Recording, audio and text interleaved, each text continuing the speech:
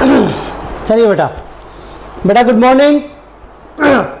तो let's again start with the topic. ठीक है बेटा सब बच्चे? हाँ बेटा मैं भी ठीक हूँ। अब हम टॉपिक शुरू करेंगे दोबारा से, और टॉपिक था हमारे पास बेटा AS 11 effects of changes in foreign exchange rates. लो बेटा क्लास नंबर 3 पर आ गए। शुरू की 2 क्लासेस में हमने क्या पढ़ा? लाओ बेटा फटाफट से रिवीजन कर लेते हैं। AS 11 डील्स विद, AS 11 में हम सीखने वाले थे क्या?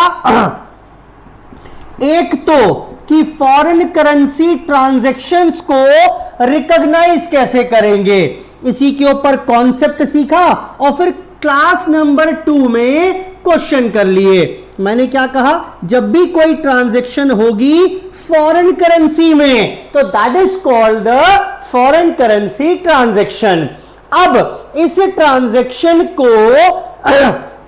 इस ट्रांजैक्शन से जुड़ी 2 खास बातें हैं। एक जब ये ट्रांजैक्शन, जब ये घटना घटित होगी तो इसे रिकॉर्ड करना है, that is called initial recognition. और इसके बाद हर बैलेंस शीट डेट पर या सेटलमेंट डेट पर इसका सब्सीक्वेंट रिकॉग्निशन करना है। तो इनिशियल रिकॉग्निशन तो करेंगे at spot rate. Spot rate का मतलब rate which existed on the date of balance sheet, ये तो करेंगे हम स्पॉट रेट पर। लेकिन फिर हर बैलेंस शीट डेट पर जाकर आप सब्सीक्वेंटली रिकॉग्नाइज करेंगे। और क्या करना है आपको? बेटा जितने भी मॉनेटरी आइटम्स होंगे उनको तो रिकॉग्नाइज करेंगे क्लोजिंग रेट पर, और नॉन मॉनेटरी आइटम्स जो हैं उनको रिकॉग्नाइज करेंगे ट्रांजैक्शन डेट रेट पर। जिस डेट पर ट्रांजैक्शन हुई थी उसी रेट पर आते जाएंगे, और इसके चलते जो डिफरेंस क्रिएट होगा उसको हम एक्सचेंज डिफरेंस, आइदर गेन और loss will be transfer to P&L, और जिसके ऊपर बेस्ड क्वेश्चन हमने लास्ट क्लास में कर लिए थे। बेटा ठीक है? बोलो बेटा हाँ जी ठीक है। इतनी बात तो। Now coming on further, moving further to the next topic which is covered in AS 11. AS 11 deals with accounting of foreign operations. Foreign operations. Now what is the difference between foreign currency transaction and foreign operations? बेटा नाम से समझ में आ रहा है, ये तो मैंने बताया कोई एक आध घटना घटित हो जाए, गुड्स परचेज कर लिए, लोन ले लिया, लोन दे दिया, माल बेच दिया एंड सो ऑन, जो कुछ भी फॉरेन करेंसी में हुआ हो, कोई एक आध घटना की बात कर रहे हैं। कभी कभार माल परचेज कर लेते थे, कभी कभार लोन ले लिया करते थे फॉरेन एक्सचेंज में, तो सबकी अकाउंटिंग कैसे करेंगे? That was covered in foreign currency transaction, foreign currency transaction. ठीक है बेटा? लेकिन जब हम फॉरेन ऑपरेशंस की बात कर रहे हैं तो फॉरेन ऑपरेशंस का मतलब है operations in the foreign currency that may take form of, हो सकता है मेरी कोई ब्रांच हो सकता है मेरी कोई सब्सिडरी हो, यानी मेरा ही काम चल रहा है इस बार वहां पर प्रॉपर। इस बार कोई ऐसा नहीं है कि एक आध ट्रांजैक्शन हो गई ना, एक आध ट्रांजैक्शन नहीं हुई, इस बार पूरा का पूरा बिजनेस का ही कोई एक्सटेंडेड ऑपरेशन चल रहा है। वो फॉरेन ब्रांच हो सकती है, फॉरेन सब्सिडरी हो सकती है, कोई फॉरेन में मेरा जॉइंट वेंचर हो सकता है एंड सो ऑन। तो अब उन सब की अकाउंटिंग कैसे करेंगे? अगर मेरी फॉरेन में ब्रांच है एग्जाम्पल के तौर पर तो बेटा वहां पर जितनी ब्रांच पर खरीद बेच होती होंगी वो सब डॉलर्स में होती होंगी। साल के अंत पर ब्रांच ट्रायल भी डॉलर्स में बनाएगी, लेकिन जब मुझे भेजेगी ट्रायल तो मुझे वो ट्रायल एक्सट्रैक्ट करके अपनी किताबों में उतारना है। लेकिन मेरी किताबें किसमें बनी हुई हैं? रुपीज में। डोमेस्टिक करेंसी इज रुपीज, तो I need to convert that trial balance which is denominated in foreign currency into the domestic currency। Sir लगता है पिछले जन्म में कहीं पढ़ा हुआ है हमने। ये बेटा पिछला जन्म नहीं है, ये ग्रुप 1 में ही चैप्टर था फॉरेन ब्रांच के नाम से। ब्रांच अकाउंटिंग में 2 प्रकार की ब्रांच थी, डिपेंडेंट इंडिपेंडेंट, और इंडिपेंडेंट भी 2 प्रकार की थी, या तो डोमेस्टिक या फॉरेन। तो फॉरेन ब्रांच याद करो, वही तो है फॉरेन ऑपरेशन, लेकिन कौन से वाला है? इंटीग्रल। तो यानी ये फॉरेन ऑपरेशंस जो है ये भी 2 प्रकार के होते हैं। अभी लिखवा रहा हूं सारी बातें। या तो होगा इंटीग्रल फॉरेन ऑपरेशन या non integral foreign operations.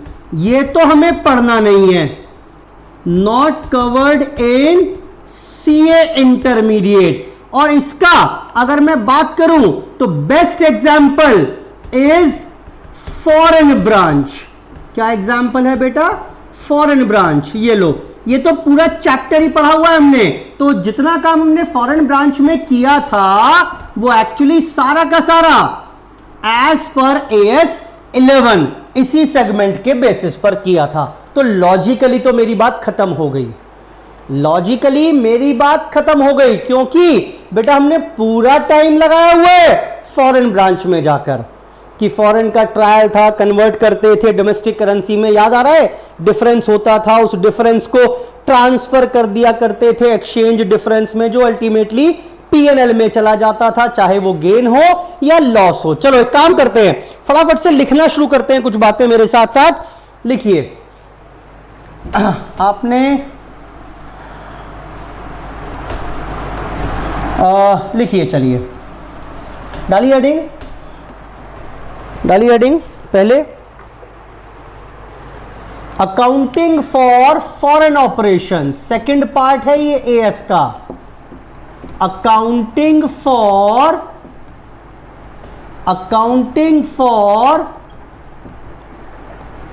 Foreign operations. लिखे इसमें, लिखिए बेटा इसमें, फॉरेन ऑपरेशंस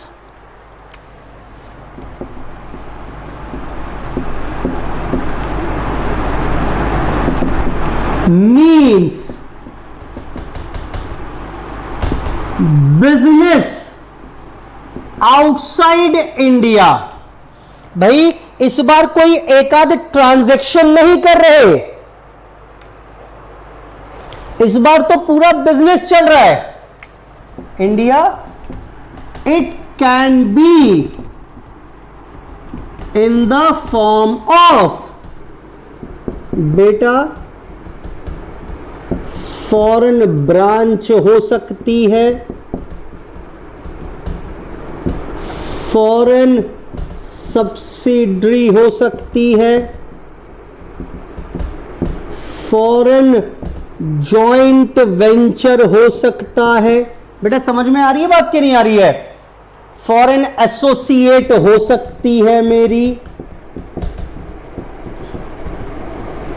बेटा अगर मेरी किसी कंपनी में 20% से अधिक शेयर हैं, 50% तक हैं, तो एसोसिएट बोलते हैं, और अगर 50 से अधिक है तो वो मेरी सब्सिडरी बन जाएगी। खैर नोट करिए, तो फॉरेन ऑपरेशंस का मतलब है operations outside India, business outside India, और वो इनमें से किसी भी प्रकार की हो सकती है। ठीक, अब लिखें, लिखें इसी के बाद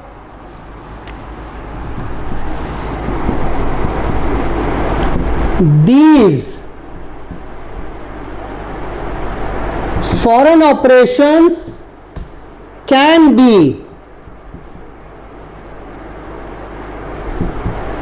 integral foreign operations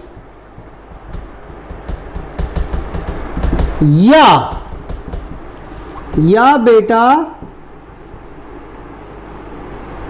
non integral foreign operations. या तो वो होगा इंटीग्रल फॉरेन ऑपरेशन या होगा नॉन इंटीग्रल फॉरेन ऑपरेशंस। यानी there are two types of foreign operations, integral या नॉन इंटीग्रल। लिखना शुरू करिए, डालिए हेडिंग इसके बाद। इंटीग्रल फॉरेन ऑपरेशन, पहले हमने पढ़ा फॉरेन ऑपरेशन क्या, फिर हमने पढ़ा कि कितने प्रकार का हो सकता है, इसके बाद लिखिए हेडिंग तीसरा स्टार लगाकर इंटीग्रल फॉरेन ऑपरेशंस। बेटा हटाऊंगा ऐसे में, फटाफट से नोट करो, integral foreign operations.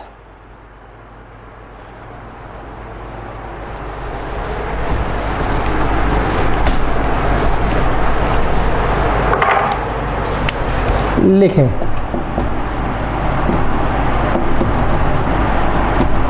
Integral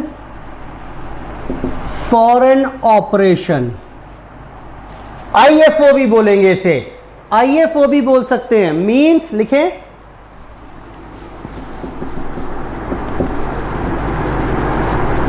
means क्या मतलब बताया बेटा इंटीग्रल फॉरेन ऑपरेशंस का, जल्दी बताओ। Means foreign operations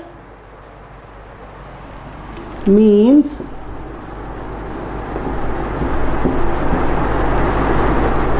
foreign operations which are considered as an extension of business.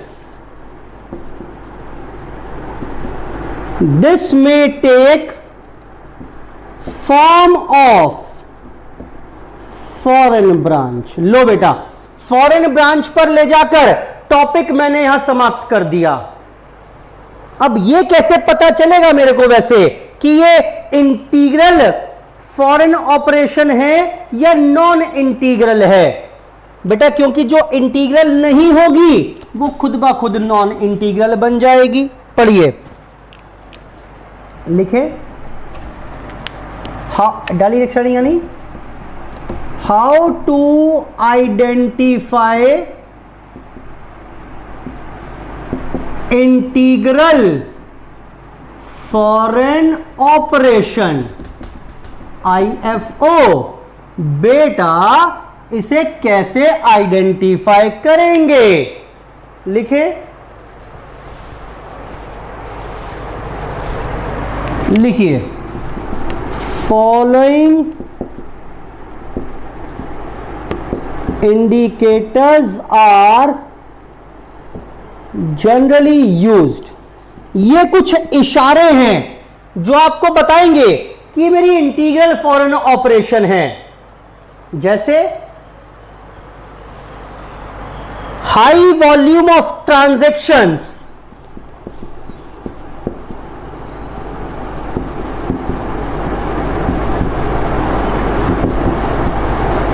with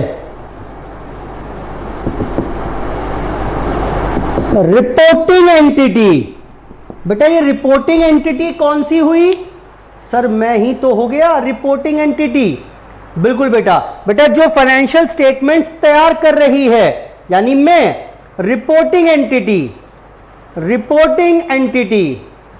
दूसरा लिखें बेटा यानी मेरे से बहुत ज्यादा ट्रांजैक्शंस होंगी। अगर कोई फॉरेन में ऑपरेशंस चल रहे हैं और मेरी बहुत ज्यादा ट्रांजैक्शंस हो रही हैं तो वो इंटीग्रल फॉरेन ऑपरेशन है। लिखें purchases are generally by reporting entity. बेटा लगभग सारी परचेजेस मुझसे ही की जाती हैं और सारा पैसा भी मैं भेजता हूं। Finance is raised bye reporting entity. अगर ये इनमें से कोई इशारा आपको नजर आए तो समझ जाना कि बेटा ये कौन सी है, ये इंटीग्रल फॉरेन ऑपरेशन है, ये आईएफओ है मेरी, ये मेरी आईएफओ है। भाई सारा का बहुत ज्यादा वॉल्यूम, बहुत ज्यादा ट्रांजैक्शन हम दोनों के बीच में होती है। माल तो लगभग सारा मैं ही भेजता हूं विदेश में बेचने के लिए। जब जब पैसे की जरूरत होगी तब तब पैसा भी मैं ही भेजता हूं। तो अगर बेटा ये सारी ट्रांजैक्शन, अगर ये सारी, अगर इनमें से, अगर ये जो इशारे हैं आपको कहीं ऑपरेशंस मेरे बिजनेस में जो विदेश में चल रहा है उसमें ये इशारे नजर आए तो समझ जाना बेटा ये कौन सी है, इंटीग्रल फॉरेन ऑपरेशंस, आईएफओ है मेरी ये।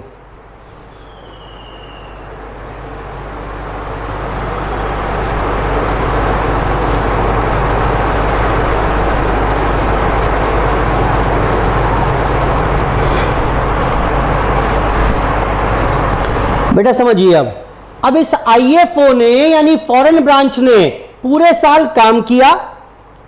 ऑब्वियस सी बात है, फॉरेन में माल बेच रहे हैं, फॉरेन में खर्चे कर रहे हैं, फॉरेन में पैसा मिल रहा है, तो सारी की सारी ट्रांजैक्शंस फॉरेन करेंसी में हुई होंगी। फॉरेन करेंसी में ही ट्रायल बनाया और वो ट्रायल मुझे भेज दिया। Now we need to convert this trial balance into the domestic currency.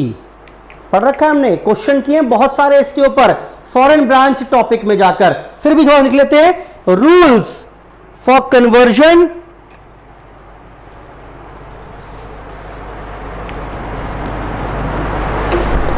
Rules for,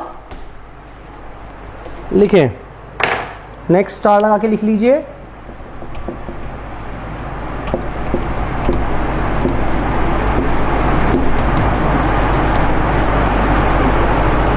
rules for conversion of trial balance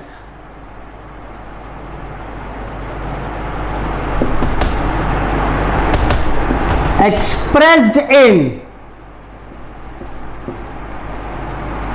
foreign currency into domestic currency। भाई कोई ट्रायल फॉरेन करेंसी में बना हुआ है तो उसे डोमेस्टिक करेंसी में कैसे कन्वर्ट करेंगे, आइटम्स और रेट्स कौन से यूज करेंगे, एक्सचेंज रेट। लिखें पहला, बेटा आप ही बता देना मुझे, फिक्स्ड एसेट होता था या उस पर एक्यूमुलेटेड डेप्रीसिएशन होता था या कोई इन्वेस्टमेंट होती थी, ट्रायल में पड़ी हुई है, तो बताओ बेटा किस रेट पर कन्वर्ट करेंगे इसको, at the acquisition date rate. जिस दिन ये एक्वायर किए गए थे, जिस दिन फिक्स्ड एसेट एक्वायर की थी या इन्वेस्टमेंट एक्वायर की थी, उस दिन जो रेट था उस रेट पर कन्वर्ट कर देंगे। उसके बाद debtors, creditors, BR, BP, short term loan, long term loans, these all are converted using closing date rate। बेटा जिस दिन क्लोजिंग हो रही है उस दिन जो रेट एग्जिस्ट करता हो, बेटा इन आइटम्स का नाम भी बताया था मैंने अभी पिछले टॉपिक में, yes, monetary items, monetary items. और उसके अलावा जितने भी एक्सपेंसेस या इनकम्स हों शुड बी कन्वर्टेड, क्योंकि पूरे साल में हुए होंगे, एवरेज रेट, पूरे साल का जो भी एवरेज रेट था। वैसे तो लॉजिकली ट्रांजैक्शन डेट रेट लेना चाहिए, जब जब परचेज हुई हो उस दिन का रेट लो, लेकिन पूरे साल में बड़ी सारी परचेज हैं, बड़े सारे रेट होंगे, तो पूरे साल का एक एवरेज रेट भी पकड़ सकते हैं। ठीक, लो ऐसे लिख लो, बल्कि चाहे ऐसे, ट्रांजैक्शन डेट रेट और एवरेज रेट, क्योंकि एवरेज रेट ही यूज करते थे वहां पर। और लिखें, और लिखिए बेटा, नेक्स्ट लिख लो। उसके बाद कोई आइटम है रिलेटेड टू एचओ, ये बता रखा है वहीं पर मैंने, आइटम्स रिलेटेड टू एचओ। जैसे फॉरेन ट्रायल बैलेंस में एचओ का बैलेंस है, गुड्स रिसीव्ड फ्रॉम एचओ है, कैश सेंट टू एचओ है, वो सारा डॉलर्स में होगा। रुपीज में कन्वर्ट करने के लिए कौन सा रेट का इस्तेमाल करेंगे, जरूरत ही नहीं है। वो सारे के सारी चीजें मेरी किताबों में भी तो होंगी। जब मैंने माल भेजा तो मैंने रुपीज में रिकॉर्ड किया होगा, ब्रांच ने डॉलर्स में। तो जो डॉलर्स वाला अमाउंट है that is equal to the amount which is reflected in my books in domestic currency. ठीक है बेटा, लिखें लिखें, इसमें आगे लिख लीजिए, use balances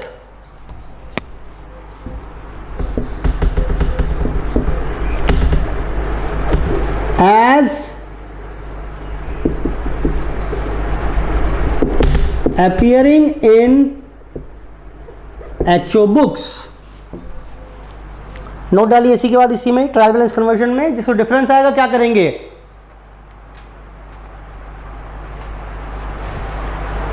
the difference in above trial balance if any. Note लिख रहे हैं इसके बाद,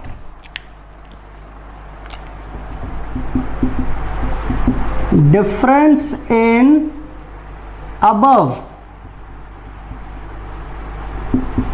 converted trial balance if any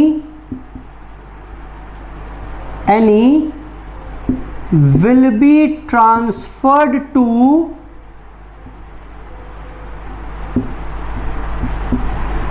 exchange difference account।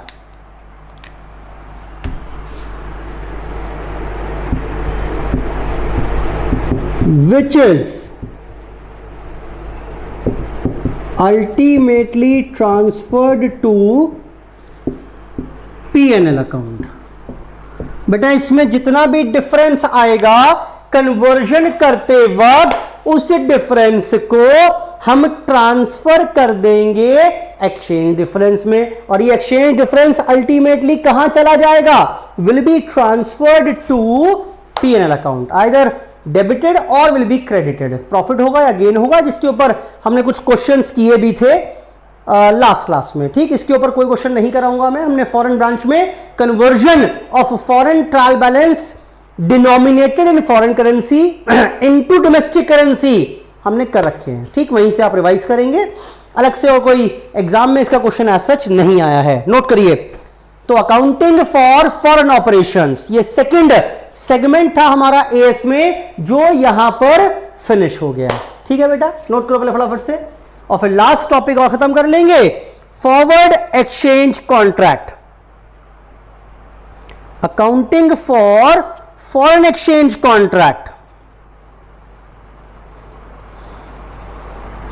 Accounting for foreign exchange contract.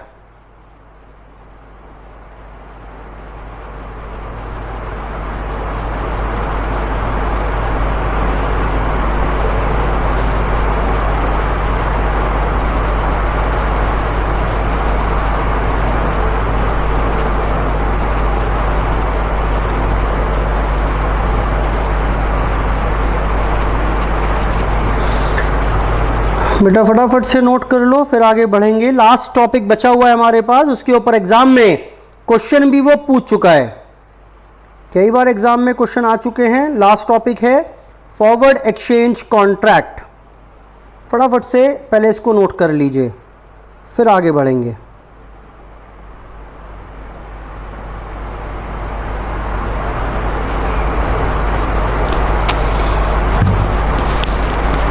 बेटा हो गया क्या?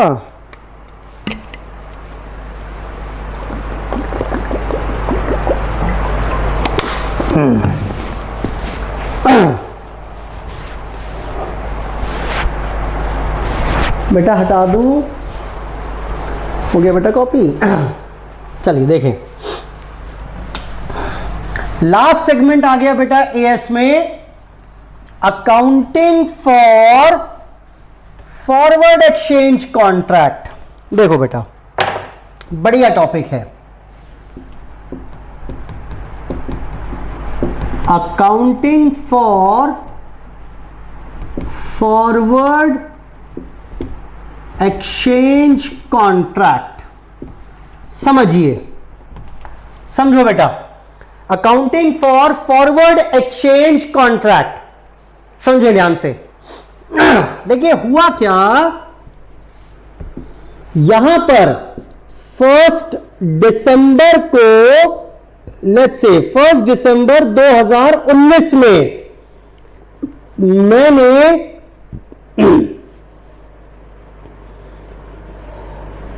मैंने कुछ गुड्स परचेज किए थे, परचेजेज की थी $1000 की, और आज डॉलर का भाव था, क्या कहते हैं बेटा इसे, स्पॉट रेट।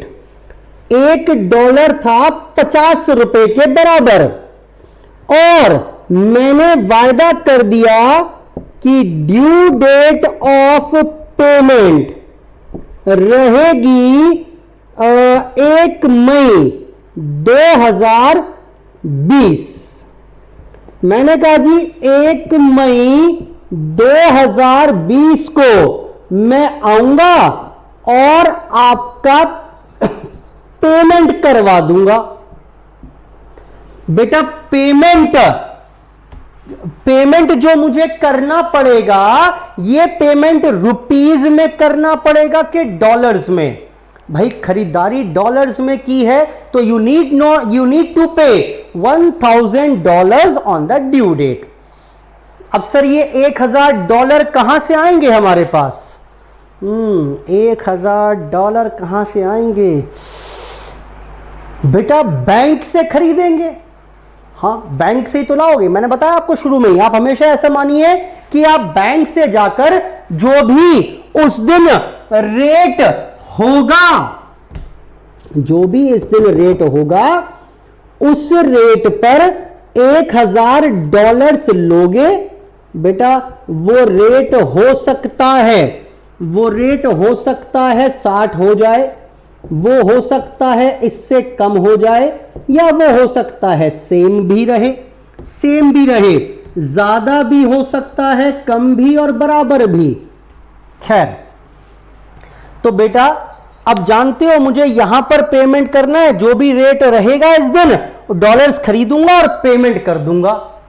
अब बेटा जानते हो मेरी प्रॉब्लम क्या है? प्रॉब्लम यह है कि भाई साहब मेरे को तो पसीने छूट गए ट्रांजैक्शन करते ही है, माल खरीदते ही। क्यों सर? बेटा मेरी टेंशन ये है, ओहो टेंशन ये है कि मेरे को 1 मई को पेमेंट करना है। रुपए में पार्टी पेमेंट लेगी नहीं, रुपीज में डॉलर्स लेकर देने पड़ेंगे। टेंशन मेरी ये है कि पता नहीं इस दिन भाव क्या हो। ओ बेटा अगर डॉलर महंगा हो गया, $1 होता है 55 में आए, 60 में आए, 70 में आए, 80 रुपए में आए, तो भाई साहब बड़ा जबरदस्त खर्चा हो जाएगा। जो पेमेंट मुझे करना था 50,000, वो शायद 80-90 हजार में जाकर निपटेगा अगर डॉलर का रेट बढ़ गया तो, अगर रुपया कमजोर हो गया तो। बेटा बड़ी टेंशन हो रही है, समझ ही नहीं आ रहा क्या करें। तो बड़ी टेंशन हो गई भाई साहब। हो सकता है होने को कम भी हो जाए, या हो सकता है बहुत ज्यादा ना बढ़े, लेकिन टेंशन तो है ना। और दूसरी बात यह कि मेरे को माल बेचना है अब मुझे यही नहीं पता कि ये पड़ा कितने का माल। मुझे लग रहा है 50,000 का। नहीं भाई साहब, हो सकता है 80 कल को पेमेंट करना पड़ जाए, मैं बेच दूं से 60,000 में, आज खुश हो जाऊंगा। भंगड़ा कर 10,000 रुपए का नहीं कमाए भाई, उल्टा नुकसान कर लिया आपने 20,000 रुपए का। ये तो भाई साहब बड़ी अनसर्टेनिटी हो गई। तो क्या ऐसा करें कि जब पेमेंट हो जाएगा फाइनली, उसके बाद माल बेचना शुरू करें? ना, ये भी ठीक नहीं है। तो करें क्या सर? सर समाधान बताओ, बहुत ज्यादा दिमाग खराब हो चुका है। ओके बेटा सोचने दो मुझे, कुछ कोई बढ़िया सा तरीका सोचने दो। एक काम करते हैं, मेरे पास एक व्यक्ति आया, सर परेशान क्यों हो? मैंने कहा भाई ये परेशानी है। बोल रहा है सर एक काम करो ना, आप मुझसे एक कॉन्ट्रैक्ट कर लो और परिस्थिति चाहे जो भी रहे, मैं आपको $1000 इस दिन दे दूंगा और आज ही भाव तय कर लेते हैं, मैं आपको ₹54 में दे दूंगा। बोलो बेटा, रादर मैं आपको ₹55 में दे दूंगा।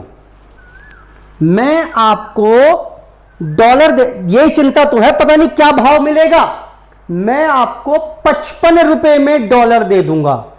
यहां का पता नहीं अभी स्पॉट रेट क्या रहेगा, स्पॉट रेट इस डेट पर जाकर क्या हो जाएगा ये तो स्वयं भगवान कृष्ण भी नहीं जानते, उन्हें भी यहां तक आने का इंतजार करना पड़ेगा। तो आज मैंने एक रेट कोट, मेरे को उस पार्टी ने एक रेट कोट कर दिया, ₹55 में वहां डॉलर दे दूंगा। सर ये 55 कहां से उसे लग रहा होगा, शायद रेट यहां पर 52-53 रहेगा, तो उसने कुछ और अपना खर्चा पानी जोड़कर ₹55 मुझे कोट कर दिया। अच्छा देखो मजेदार बात, मेरे लिए भी बढ़िया है। ₹5 महंगा जरूर ले रहा हूं, लेकिन बेटा मेरी सारी टेंशन खत्म, सारी की सारी सिरदर्दी निमट गई। गया पेन, सारी की सारी सिरदर्दी मेरी खत्म। अब मुझे मालूम है यहां पर रेट चाहे ₹60 हो जाए, 70 हो जाए, 80 हो जाए, 52 रह जाए या 45 रह जाए, भाई मुझे तो ₹55 पे करने हैं। ₹55 ये क्या है बेटा? ये वो रेट है जो भविष्य का आज ही तय कर लिया। लो बेटा देखो, मैंने यहां खड़े होकर भविष्य में बेटा झांक कर देखा। ओ 1 मई को देख रहे हो बेटा आप, 1 मई को रेट देखा मैंने, अंदाजा लगाया कितना, 55 के आसपास हो सकता है। नाउ दिस इज कॉल्ड, क्या कहेंगे बेटा इसे कहेंगे फॉरवर्ड रेट। आप समझो, इस दिन पर जो एक्चुअल में रेट हो जाएगा वो तो स्पॉट रेट है, rate existing on the date of transaction, लेकिन आज भविष्य में झांक कर देख रहे हैं क्या ये एक्चुअल रेट है? Answer is no, this is only the estimated rate. खैर मैंने कहा ₹55 पर हम सौदा कर लेंगे उस दिन। बेटा मैं भी फ्री हो गया और वो दूसरी पार्टी भी फ्री हो गई। अब जो भी रेट होगा प्रॉफिट लॉस सब उसका है। अब मेरा तो कुल मिलाकर, अच्छा ये बताओ प्रॉफिट हुआ है लॉस हुआ? मुझे ₹5 प्रति डॉलर का नुकसान हुआ है, लेकिन सर्टेनिटी तो हो गई। अब मुझे ये तो मालूम है कि ये माल मुझे 50,000 का नहीं 55 का पड़ा है, मैं अकॉर्डिंगली उसको बेच लूंगा, प्लानिंग कर सकता हूं, एटलीस्ट सर्टेनिटी आ गई मेरे दिमाग में इस ट्रांजैक्शन को लेकर। ठीक है बेटा, तो हमने क्या किया, we have entered into a forward exchange contract. हम फॉरवर्ड एक्सचेंज कॉन्ट्रैक्ट का मतलब क्या है? भविष्य में हम आज एक कॉन्ट्रैक्ट कर रहे हैं कि भविष्य में अपनी करेंसीज को एक्सचेंज कर लेंगे एक स्पेसिफाइड रेट पर, जो हमने आज ही तय कर लिया। बेटा क्लियर है? अब ये बताओ मुझे, जब मैंने ये कॉन्ट्रैक्ट किया तो इस फॉरवर्ड एक्सचेंज कॉन्ट्रैक्ट के वजह से क्या लग रहा है आपको, लॉस होगा कि प्रॉफिट होगा? सर इसमें जो लॉस है, इस कॉन्ट्रैक्ट को एंटर करने के वजह से जो लॉस हुआ वो बेटा कितना हुआ? $1 पर ₹5 का नुकसान, यानी $1000 पर बेटा 5,000 का नुकसान हुआ इस फॉरवर्ड एक्सचेंज कॉन्ट्रैक्ट में। ये जो फॉरवर्ड एक्सचेंज कॉन्ट्रैक्ट है इस पर 5,000 का नुकसान हो गया। बस एएस ये बताएगा कि इस लॉस की अकाउंटिंग कैसे करनी है। बड़ा आसान सी बात है भाई। ये कॉन्ट्रैक्ट कितने पीरियड का है? 5 महीने का है। ये 31 मार्च 2020 आएगी साल, ईयर एंड। तो लो बेटा, दिसंबर, जनवरी, फरवरी 4 महीने और 1 महीने। इसमें से इस 5,000 में से ये 5 महीने का घाटा हो गया। मैचिंग कॉन्सेप्ट, 4 महीने डाल दो 31 मार्च 2020 के खातों में और 1 महीने यानी 1,000 रुपया डाल दीजिए अगले फाइनेंशियल ईयर में। आई होप बात क्लियर हो गई होगी। बोलो बेटा, समझ में आती है बात? जल्दी बताओ। फॉरवर्ड एक्सचेंज कॉन्ट्रैक्ट, अकाउंटिंग आसान है, हमें समझ में आना चाहिए कि फॉरवर्ड एक्सचेंज कॉन्ट्रैक्ट होते क्या हैं। होते क्या हैं भाई? देखो ना, मैंने आज ही कॉन्ट्रैक्ट कर लिया कि भाई आपके पास 1 मई को आऊंगा, $1,000 दे देना, 55 रुपए के भाव से ले जाऊंगा। उस दिन रेट चाहे कुछ भी हो, कम या ज्यादा, कम हुआ तो आपका मुनाफा, ज्यादा हुआ तो आपका घाटा, वो सब आप देखो।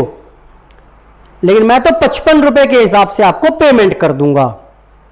तो ऑब्वियस सी बात है, जो आज 50 रुपए का रेट है डॉलर का, वही मुझे 55 रुपए में मिलेगा, यानी 5 रुपए फालतू देने पड़ेंगे। आज ही तय है, फ्यूचर का लॉस है, प्रोवाइड कर लो बेटा। यानी 5,000 का कुल मिलाकर इस कॉन्ट्रैक्ट के वजह से घाटा हो गया। कम से कम लॉस हमने सिक्योर कर लिया कि इतना ही लॉस है, इसके ऊपर नहीं जाएगा। और ये 5,000 का loss relates to 5 months contract period, तो 4 महीने का इस साल के अंत में पहुंच जाएगा पीएनएल में, 1 महीने का इस साल में। 4,000 और 1,000। बेटा क्लियर है बात? बोलो बेटा। Forward exchange contract, forward exchange contract यानी एक ऐसा कॉन्ट्रैक्ट जिसमें हम करेंसीज एक्सचेंज करेंगे। किस रेट पर? किस रेट पर बेटा? फॉरवर्ड रेट पर।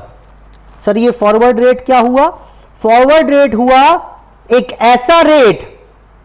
ऐसा रेट जो आज हमने आपसी सहमति से तय कर लिया, जिस रेट पर फ्यूचर में करेंसीज एक्सचेंज होंगी। फॉरवर्ड रेट नोट करो बेटा, फटाफट से नोट करिए। चलो लिखना जरा। खत्म हो गया टॉपिक मेरा ये। अच्छा, इसमें एक बात और देख लो, यहीं पर हाथ के हाथ। ये एग्जाम्पल मैं चाहूंगा नोट कर लेना जरा एक बार। ये एग्जाम्पल नोट कर लेना। सारे एग्जाम में क्वेश्चन ऐसे ही आए हुए हैं, सारे क्वेश्चन एग्जाम में ऐसे ही आए हुए हैं। अभी क्वेश्चंस भी करेंगे एग्जाम के बेटा, जो एग्जाम में क्वेश्चन पूछे हुए हैं उसने। Will cover those questions also. हमने क्वेश्चन नंबर 1 2 3 4 5 कर लिए थे, 6 7 8 9 चारों क्वेश्चन एग्जाम के हैं, लगभग सिमिलर हैं। 1 2 हम डिस्कस कर लेंगे, बाकी होमवर्क में। लेकिन समझिए पहले। और अच्छा, ये हुआ क्या? मैंने कहा भाई आपके पास भविष्य में आऊंगा और ये डॉलर मैं आपसे 55 रुपए के भाव पर ले लूंगा। और वो डॉलर लेकर क्या करिएगा जल्दी बताओ? सर डॉलर लेकर हम इस पार्टी जिससे हम खरीद कर लाए थे माल, उसका पेमेंट कर देंगे, ड्यू डेट ऑफ पेमेंट है। मैंने कहा चलो भाई ठीक है। यकायक मेरे दिमाग में आया, यार एक काम करते हैं ना,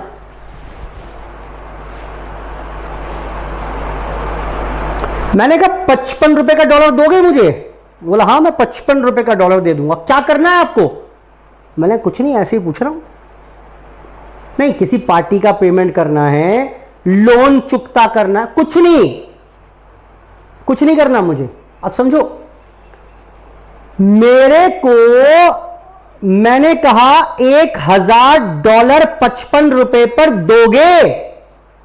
बोला हाँ ले जाना मुझसे, लिंक करोगे क्या? मैंने कहा तुम छोड़ो ना, मुझे कोई लोन, कोई चुकता, कोई उधारी नहीं देनी। सिंपल, तय हो गया। यहां पर डॉलर मुझे मिल जाएगा $55 के भाव पर। सर जब आपको डॉलर चाहिए नहीं तो आज ही ये कॉन्ट्रैक्ट क्यों कर रहे हो? बेटा मुझे लग रहा है कि रेट ₹56 हो जाएंगे। ओ अब समझ में आया, सट्टाबाजी कर रहे हो सर आप, स्पेक्यूलेशन, जुआ खेल रहे हो। हाँ, forward contract can be entered for speculation purpose also. ये तो ट्रेडिंग पर्पस था भैया, जेन्युइनली मुझे पैसे की जरूरत थी, टेंशन को रिमूव करने के लिए मैंने कॉन्ट्रैक्ट में एंटर कर लिया। लेकिन लोग तो खुराफाती होते हैं, बोला छोड़ो मुझे नहीं चाहिए, मुझे कोई काम वाम नहीं है, लेकिन ऐसे ही चलो बैठे सट्टा लगाते हैं, ₹55 में दे दोगे ना। अब देखो अगर यहां पर रेट ₹56, यहां पर रेट हुआ $1 का ₹58, बताओ बेटा क्या होगा? समझना, एज डिसाइडेड अर्लियर मुझे यहां पर डॉलर ₹55 में मिल जाएगा और झट से उस डॉलर को लूंगा 55,000 देकर। $1,000 ₹55 के भाव पर 55,000 में मिल जाएंगे। झट से भागा भागा जाऊंगा बेटा बैंक के पास और वो $1,000 बैंक को बेच दूंगा। किस रेट पर? जो स्पॉट रेट है 58 के भाव पर, यानी 58,000 में बिक जाएगा। कितने का मुनाफा कमा लिया? जल्दी बोलो। 3,000 का मुनाफा कमा लिया। हां, अगर ये स्पॉट रेट इस दिन रह जाए ₹54, ओ मुझे 55 में खरीदना पड़ेगा, फिर बैंक को बेचूंगा 54 में, यानी ₹1 का प्रति डॉलर, यानी ₹1,000 का मुझे घाटा हो गया। स्पेक्यूलेशन है भाई, स्पेक्यूलेशन ही तो है, स्पेक्यूलेशन है, सट्टाबाजी है, पूरी जुआ है और कुछ नहीं है। तो forward exchange contract can be entered into for speculation purpose also. बेटा क्लियर हो गई बात? जल्दी बोलो, क्लियर है बेटा बात? तो यहां पर अच्छा वैसे एक बात बताता हूं मैं आपको, ये एक्चुअल में ऐसा नहीं होता कि पहले आप डॉलर खरीदोगे 1,000, फिर वो बैंक को बेचकर आओगे। पता है क्या होता है एक्चुअल में? क्या होता है, सेटलमेंट होती है। सेटलमेंट जैसे फॉरवर्ड रेट ₹55 तय हुआ था, ये रेट चल रहा है स्पॉट रेट चल रहा है इस दिन ₹54, तो मैं बस ₹1 मेरे अकाउंट से कट जाएगा। ₹1 प्रति डॉलर, यानी ₹1,000 मेरे अकाउंट से कट जाएंगे। या अगर रेट ₹58 है तो 3,000 कमाए मैंने, 3,000 नेट मेरे अकाउंट में आ जाएंगे। ऐसा नहीं पहले पूरे 55,000 दूंगा, डॉलर लूंगा, बेच कर आऊंगा, 58 लेकर, नहीं, ऐसा कुछ नहीं होता। ये सिर्फ विजुअलाइजेशन के लिए था कि एक्चुअल में हो क्या रहा है। पहले खरीद रहे हैं आप, तो इससे महंगा बेच पा रहे हैं, और बेचने वाला जो रेट है स्पॉट रेट, इसमें कोई फेरबदल हो नहीं सकती। ये एक्सचेंज पर होते हैं रेट, स्पेसिफाइड होते हैं इस दिन का क्या रेट है, ठीक। इसमें कोई घपलेबाजी हो नहीं सकती, ये कोई मतभेद का इशू नहीं है। कोई कह रहा नहीं 54 रेट है आज, तो कोई कह रहा नहीं 55 रेट है आज, नहीं हो सकता ऐसा, ठीक। ये रोज के स्पेसिफाइड रेट अलग अलग होते हैं मार्केट सिचुएशंस के ऊपर ऊपर। अब बात आई इसका करेंगे क्या। तो अगर आप एंटर कर रहे हैं फॉर स्पेकुलेशन पर्पस, तो ये जो आज का डिफरेंस मैंने 5,000 निकाला था, दिस विल बी इग्नोर्ड। इसका तो कुछ भी नहीं करेंगे, आज तो कुछ होगा ही नहीं। वहां पर ट्रेडिंग पर्पस के लिए तो आज ही फर्क निकाल लिया, उसको स्कैटर्ड कर दिया over the life of the forward exchange contract. लेकिन if these contracts are entered for speculation purpose, सब लिखवा दूंगा अभी जरूरत जो होगी। अगर ये स्पेक्यूलेशन पर्पस के लिए है तो अब क्या करेंगे, जिस दिन कॉन्ट्रैक्ट एंटर हुआ उस दिन तो कुछ ना करेंगे, ईयर एंड पर आए, इस दिन रेट था 56 रुपए। ओ, ये सारे कॉन्ट्रैक्ट M2M होंगे। What is M2M? Marked to market. इस कॉन्ट्रैक्ट की मार्केट वैल्यू आज निकालेंगे। ओह, 55 रुपए था, आज रेट क्या हो गया बेटा? 56 रुपए। बताओ फायदा हुआ नुकसान हुआ? सर भंगड़ा करने का टाइम आ गया, 2 रुपए बच गए, 1 रुपया बच गया। एक थोड़ा अजीब सा रुपया है, इसको बढ़ा लेते हैं, 57 रुपए। सर 2 रुपए बच गए हमारे को प्रति डॉलर। 2000 का बेटा गेन बुक कर लो यहां पर। ओ, और जब सेटलमेंट डेट आई बेटा तब कितना प्रॉफिट लॉस, कितना रेट था? 54 रुपए। अब आपने 57 को 54 से कम, ओ सर 3000 का लॉस हो गया। नेट तो 1000 का लॉस है। देखो नेट तो 1000 का ही लॉस है ना, लेकिन 2 फाइनेंशियल ईयर में स्कैटर्ड हो जाएगा। कुछ यहां तक M2M कर देंगे, आज की मार्केट वैल्यू निकालकर प्रॉफिट लॉस बुक करिए, और फिर ऐसे ही यहां पर प्रॉफिट लॉस बुक करेंगे on the final date of settlement. I hope बात बेटा सारी समझ में आ गई होगी। क्वेश्चंस के साथ साथ थोड़ी और प्रैक्टिस कर लेते हैं। लिखना शुरू करिए, हेडिंग डालिए, हेडिंग फॉरवर्ड एक्सचेंज कॉन्ट्रैक्ट लिखें। फॉरवर्ड एक्सचेंज कॉन्ट्रैक्ट,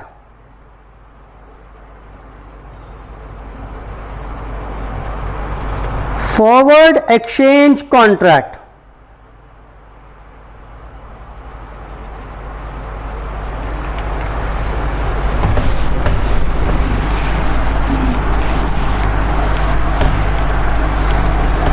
लिखना शुरू करें। खत्म हो गया टॉपिक बेटा, बस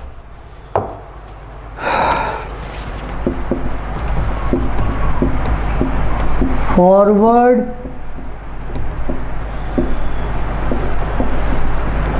exchange contract, it means an agreement. आज ही हम एक एग्रीमेंट करने वाले हैं, किस चीज का? To exchange different currencies, to exchange different currencies, कि भाई मैं आपको रुपीज दूंगा और बदले में मुझे आप डॉलर्स दे देना। It means an agreement to exchange different currencies. और किस रेट पर एक्सचेंज होगा ये? At forward rate. ये सारा काम होगा फॉरवर्ड रेट पर। अब बात आई सर ये फॉरवर्ड रेट क्या होता है? लिखें, फॉरवर्ड रेट लिखिए।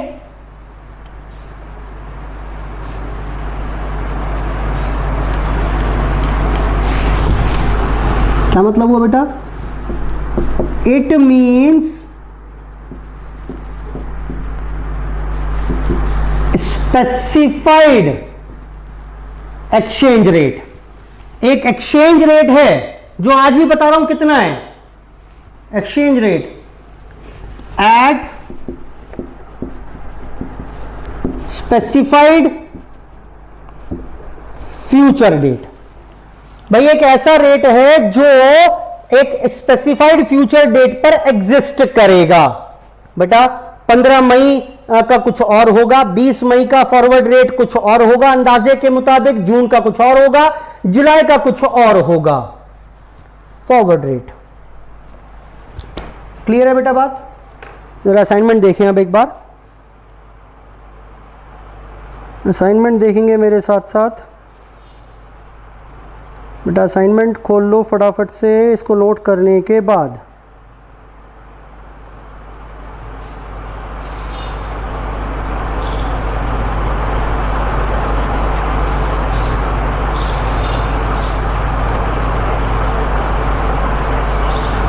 जी बेटा।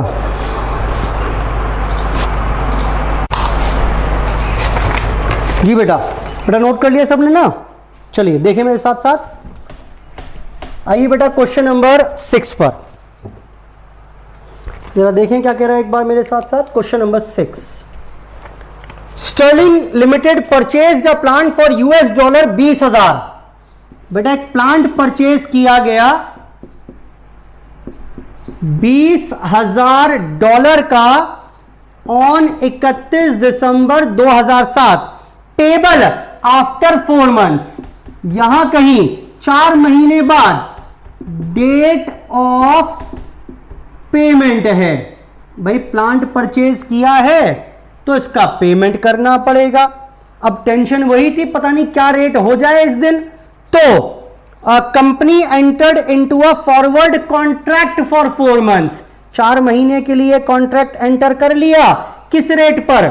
लो बेटा, जो फॉरवर्ड रेट तय हुआ वो तय हुआ $1 is equal to ₹48.85 and the exchange rate जो आज के दिन था, यानी जो स्पॉट रेट है 31 दिसंबर वाला रेट, वो था 47.5। बेटा 47.5 रुपए का जो डॉलर था, आज वायदा ये कर लिया कि 4 महीने बाद डॉलर में इस रेट पर खरीद लूंगा। तो बेटा कितना फालतू पेमेंट करने वाले हैं? 1.35 रुपीज प्रति डॉलर। क्या है ये? ये हो गया बेटा loss on forward exchange contract. ये हो गया loss, total loss on forward exchange contract. और ये कितने रुपीज के बराबर हो गया? ये हुआ बेटा $20,000 at the rate of 1.35 rupees. बेटा जरा बताना फटाफट से कितना हुआ? 135, 270, 270, 00, 27,000 का टोटल लॉस है।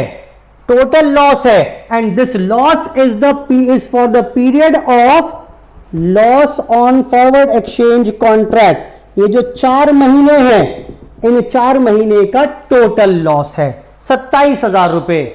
बेटा यहां तक की बात समझ में आ रही है ना? बोलो बेटा, how will you recognise the profit और loss on forward contract in the books of sterling for the year ended 31 March 2008।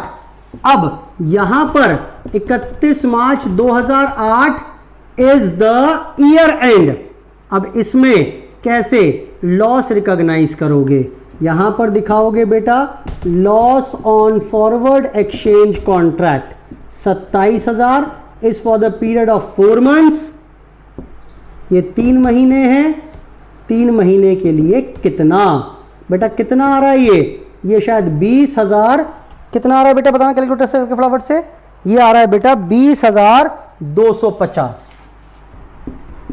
20,250। और जिस दिन सेटलमेंट होगा उस दिन बचा हुआ लॉस हो गया फॉरवर्ड एक्सचेंज कॉन्ट्रैक्ट पर। कॉन्ट्रैक्ट के वजह से कितना लॉस हुआ इस बार? बेटा 27,000 हुआ था 4 महीने का, तो 1 महीने का कितना? 6,750 रुपये। लो बेटा फटाफट से नोट कर लो उसको, खत्म हो गई बात। बस यही तो पूछ रहा है।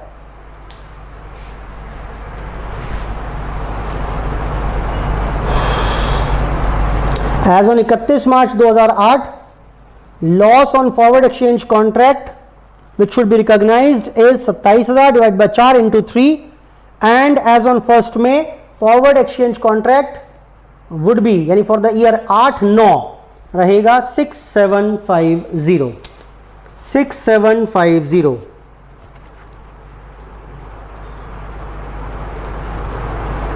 लो बेटा खत्म ही हो गई बात, बस और क्या बताऊं, इसमें कुछ है ही नहीं। और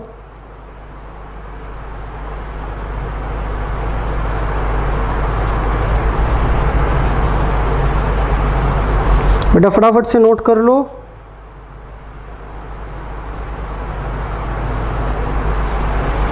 बेटा ईयर एंड पर क्या रेट रहता है उससे फर्क नहीं पड़ता। आप देखो ना, मैंने कोई रेट यूज ही नहीं किया, बस एक आज का रेट और आज का जो फॉरवर्ड रेट था वो यूज किया है। ईयर एंड पर क्या रेट है उससे फर्क नहीं पड़ता, जिस दिन सेटलमेंट हुआ उस दिन क्या रेट है नहीं फर्क पड़ता। नहीं भैया मुझे काम धंधा देखना है अपना, मैं ट्रेडिंग पर्पस के लिए कर रहा हूं, और ट्रेडिंग के लिए मैंने कॉन्ट्रैक्ट एंटर ही क्यों किया था कि भाई सारी की सारी टेंशन खत्म हो जाए मेरी। आज ही थोड़े बहुत फालतू पैसे बता दो ले लो, लेकिन मैं कम से कम अपने बाकी काम पर दिमाग लगा पाऊं। ठीक है बेटा, नोट करो फटाफट से, नोट कर लीजिए।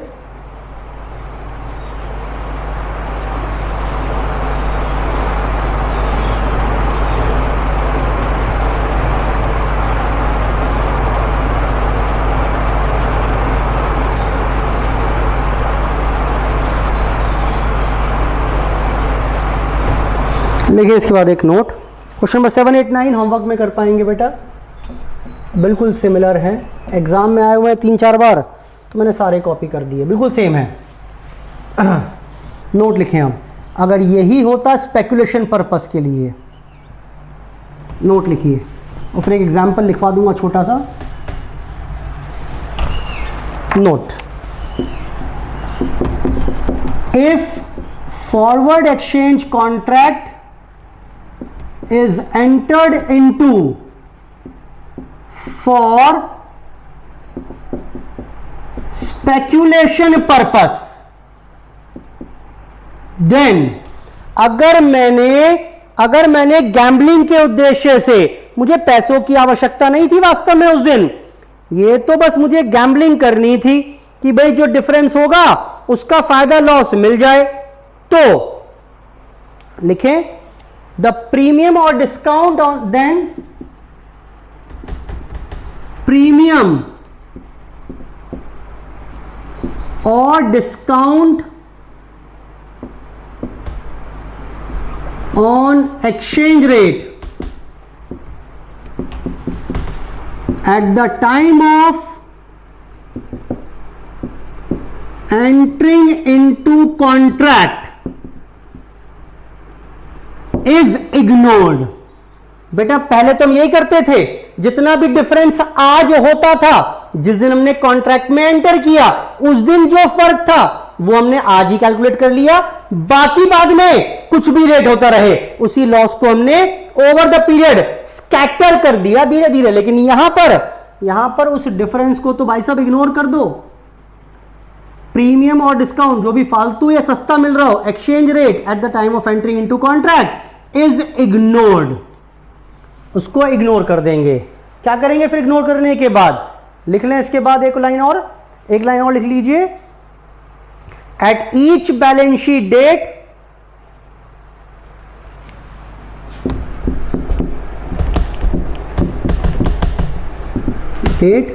Forward exchange contract is marked, forward exchange contract is क्या बताते हैं बेटा, M2M यानी mark to margin, mark to market is marked to its current market value, is marked to its current market value and profit और loss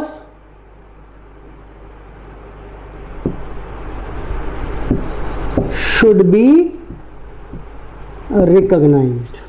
जो rate पिछली बार relevant नहीं थे, चाहे वो बैलेंस शीट डेट का रेट था या सेटलमेंट डेट का रेट था, वो इररिलेवेंट हो गए थे, लेकिन इस बार वही रेलिवेंट हैं, इस बार वही रेलिवेंट हैं। उनसे कंपेयर करते जाएंगे, उस दिन तक का डिफरेंस जो होगा वो कैलकुलेट कर लिया जाएगा। एक क्वेश्चन कर लेते हैं,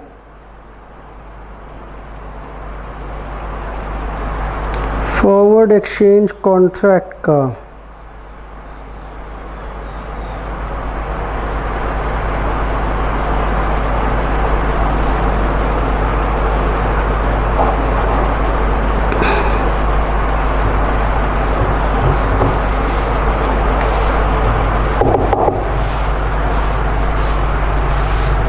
लो बेटा, एक क्वेश्चन लिख रहे हैं यहाँ पर, समरी बना के लिखा रहा हूँ उसकी, स्टडी मटेरियल का ही क्वेश्चन है हमारे पास, लिख लो एग्जाम्पल। आज एक कॉन्ट्रैक्ट में एंटर किया हमने ऑन 1 दिसंबर, और आज का जो स्पॉट रेट था that was $1 is equal to ₹47.10। Sorry, आज का मैं आपको क्वेश्चन की समरी लिखा रहा हूं, एक्चुअली पूरी लैंग्वेज नहीं है। $1 इज इक्वल टू ₹47.02, और जो फॉरवर्ड रेट एक्सचेंज रेट तय हुआ वो हुआ 47.10।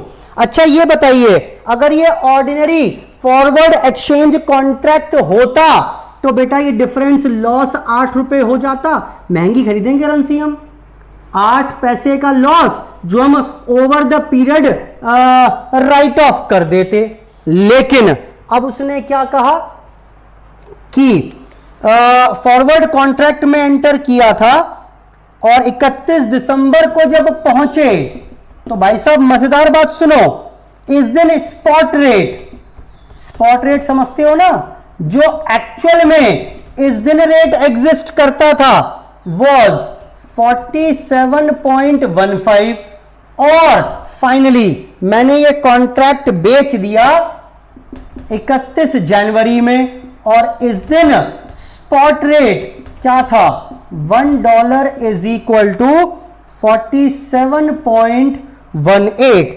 Show how profit loss will be recognised in the books of accounts. कितना कितना प्रॉफिट लॉस रिकॉग्नाइज करेंगे बेटा? सबसे पहले तो इसका डिफरेंस निकाल लो, कितना डिफरेंस आ गया, 0.08 रुपीज प्रति डॉलर। ये प्रॉफिट है, लॉस है, फॉरवर्ड एक्सचेंज कॉन्ट्रैक्ट के ऊपर लॉस है, जो $1 पर 8 पैसे का लॉस होने वाला है।